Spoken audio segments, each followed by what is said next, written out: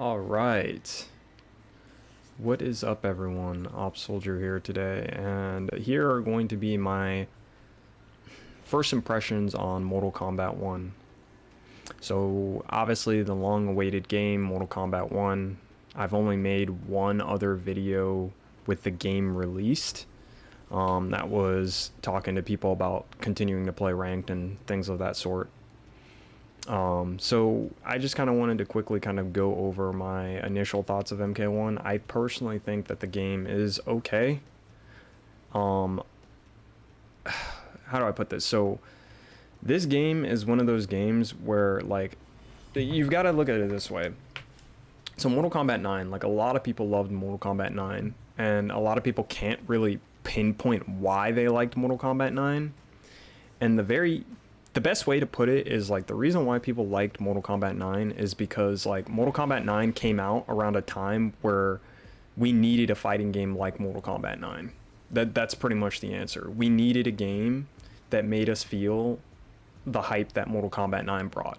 And that is what Mortal Kombat 1 is, right? So we've had 4 years of Mortal Kombat 11. It was nothing but a footsies, grounded game outside of a few characters. Yes, I know we had the top 5 that were crazy and ruined the game at the end of the game's life cycle. But let's be honest, a lot of that game, there was a lot of neutral being played in that game, right? So that game was heavily influenced by Street Fighter.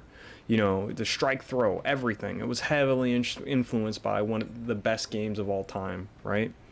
Or at least that's the argument that I make. So now, 4 years of people complaining about Mortal Kombat 11 and how boring it is and the comeback mechanics and all this stuff, and then Mortal Kombat 1 comes out, right? So now all the characters have all their toolkits back, save for a few characters like Katana and Sub-Zero. But for the most part, most of the characters, they all have their tools back. Like, even Katana has her instant airs. She might not have her comboing fans, but she has her instant airs are back, right? And, oops, if I could do it, there you go. So she's got her instant airs back, and you can do them as low to the ground as you want because there's no more short hops. So the game has been reverted back to the original version of Mortal Kombat. Like, it has all the aspects of Mortal Kombat.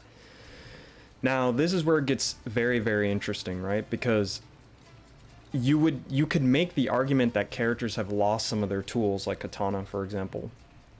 But what makes this interesting is that because of cameos, the characters keep their toolkits while sacrificing little to nothing.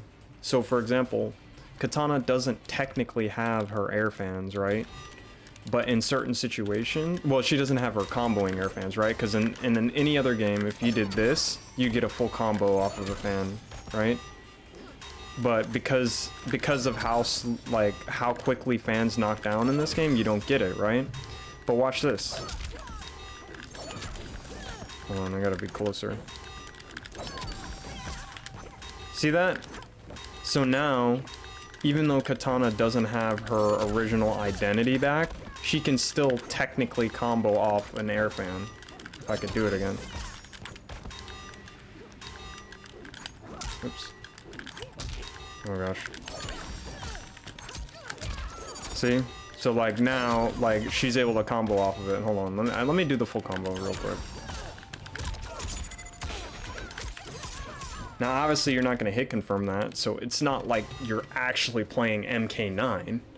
But this means that she has the possibility of having her MK9 tool set back, right? And that's where this gets interesting, because I think this is what's going to define MK1. I think there's going to be some characters that have their MK9 tool sets back as long as they use the right cameo. And I also think some other characters are going to get massive benefits for having cameos. So, for example, Johnny Cage already has really strong pressure, but he's going to have even more pressure with characters like Cyrax, cameo assists. I think this is a good thing. My only complaint about MK1 is the same complaint that I made about every MK game since then. Or since this game. And it's the fact that, like, all the there's always some F neutral tools in every freaking MK game. And in this game, it's Serena Assist. Like, no matter where I am on screen, unless I'm, like, right up next to them where I can armor, I have to deal with Serena Assist. Same thing with armored launchers that are safe. Why are we back on this armored safe launcher stuff? I thought 2 games ago we agreed that armored launchers being safe were probably some of the dumbest things we've ever seen in our life. Armored launchers in general are just dumb. And people are acting like, oh, well, you can block some of them and punish them. Bro, we talked about this 2 games ago. 2 games ago, we said we didn't want armored launchers back in the game. So why are they back in the game again? You know what I mean? So, like, I just feel like sometimes, like, with Mortal Kombat, like, it's 1 step forward, 2 steps back. And that's kind of where we're at here. We're back to the, you know, F neutral. We're back to the armor launchers. Don't have to play neutral.